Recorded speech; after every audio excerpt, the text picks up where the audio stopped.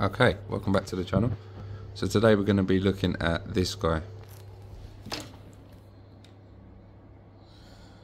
So the aim of getting a class compliant device is that you can input all your synths, which I have done, and then what I've done is recorded their audio. Or maybe I haven't. Let's do that now. I thought I'd done it and saved it, but obviously not. So let's record the synth. You'll hear that there's more going on now. So that's Hydra synth and Mini Free. And let's record them in all at the same time as well. There's only two, so I'll do those two. So press record and play. Oops. Something didn't work right there. Stop, record, play.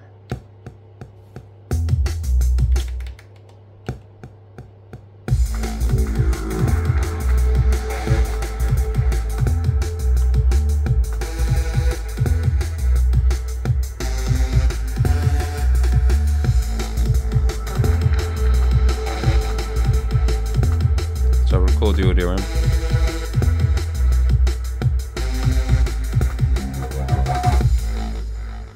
So as you can see, there's no problem with that at all. We'll turn these off now. Both of these off. And we can just put both these audios on auto if they're not already. Yeah. So we captured them, no problem. Now what about if we want to send stuff to the outputs of the card? How do we do that? We just change it to 3 and 4.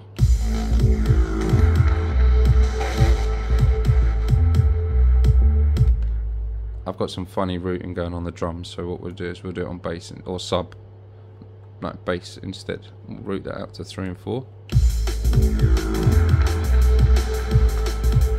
Now one of those sounds is the Mini Free, sorry, Hydra synth. If I put that back to 1 and 2. So that sound and that one.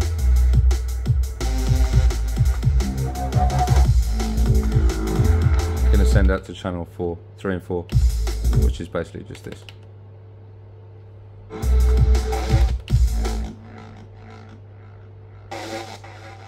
We're going to send this to 3 and 4. Now what you notice is on the mixer, if we go to inputs,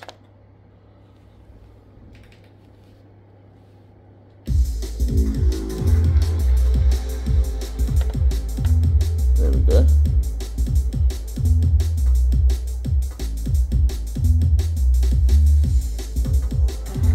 Now because we've got nothing plugged into 3 and 4, I haven't got my speakers plugged in for 3 and 4, it's not routed to a desk. What I am going to do is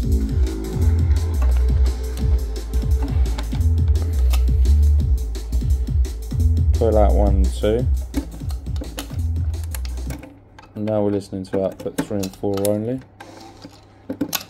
So you can see that we've got the outputs working now.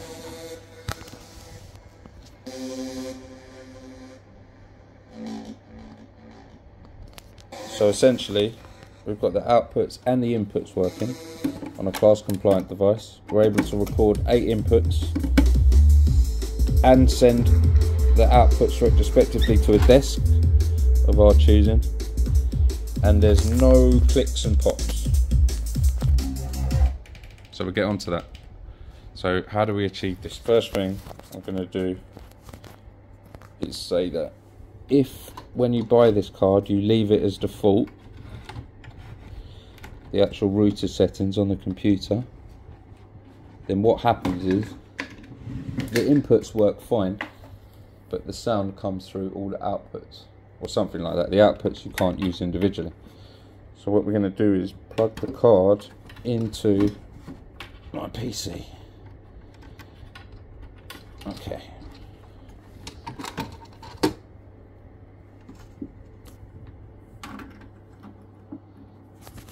seconds. Just try and get the USB in the socket, which seems to be like my nemesis. There we go. Right, so now we're plugged into the PC. So if I go to Evo, you'll see my settings. So you'll see I've got PC 1, 2, 3, 4. The outputs are all turned down. My inputs are paired because I've got 3 synths plugged in, and I've left the mic 1 and 2 alone. And if we go to settings, which is there, you can see that I've changed all my outputs to door through, and that's why I've turned them down. And it says when you do this, it's going to come out loud, right? And we'll talk about this in a minute. So that's how I've got it set up. And then once you've done that, you can store it to standalone state. So you won't need this to be running in order for it. It will save the settings to the card. Buffer rate, I'm not really having a problem with, so I've left it as is. I'm not really having a problem with latency or clicks and pops, so that's a non-issue. And that's it. That's how I've got it set up. And like I say, if you don't set it up like this and you leave it as default, the inputs will work absolutely fine. But if you wanted to be sending outputs to different channels on a desk or things like that, it won't work. So you have to do things in the way that I've done it. So the main thing that you really have to do is go to settings and just put all of these on door through. So now we've done that, or once you've done that, I should say, you can plug it in back into the MPC and you don't have to do anything.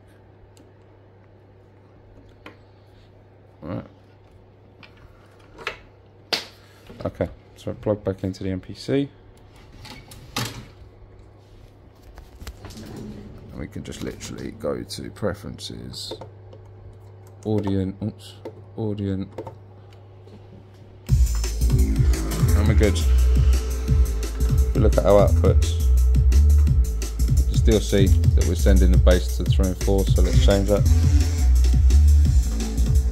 Retrospectively, I could change this to any number. 7 and 8, 5 and 6, 3 and 4, or just 1 and 2 for now. Now you can see I'm coming through quite loud. Like it said, you'll come through loud. The other thing is, with my setup, the main volume does nothing. So how do I volume it? Right, well, the output of this, for now, goes into my SSL 2. So I have volume over it. I can also record it into my PC through the SSL in Ableton if need be. But if I switch this round to a desk, I'll have volume control over all the inputs from where I'm coming out of here into the desk individually. So that won't really be a problem once I've got the desk. That is it for now.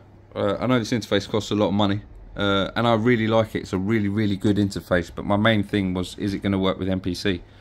Otherwise, is it worth even buying? And yeah, I would recommend it. It's built really well.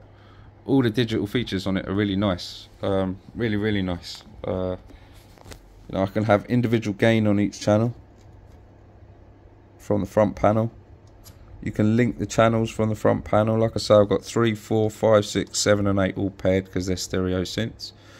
But one, for example, could have 48 volts phantom power for a mic, and 2 could be a guitar input if need be. Really handy. Losing the volume thing isn't too much of a problem. As long as when you're on the MPC you're not going into the red. You won't go into the red on here, which is lovely. And because I've got like gain of, you know, like, sorry, I've got a knob to turn for the gain of all my synths. It doesn't really matter that I don't have it on the main volume knob, because all the volumes will be controlled in the MPC. And when it outputs to here, if I want it louder, I can just turn the dial up to 11. Literally 11. That was it. I just wanted to talk about this class compliance thing, because a lot of the time where you see that I save the state of the sound card on the computer, that will be the issue. If you change the buffer settings on your sound card when it's plugged into Windows or Mac, if you can save the state to the card, when you load it up in MPC, you'll either get better or worse performance depending on the latency. One of the tracks that I'm running, where I've got all of these synths input in, there's a lot of heavy reverb on the Mini Freak. It's really nice reverb, it's lush, but it goes on for a long time, and even that, no clicks, no pops. I really do recommend the interface, and that's all I really wanted to say, man. If you're thinking about taking the plunge for it to work with MPC, it does indeed work well. I have no qualms yet. Thanks for your time, and I'll see you soon.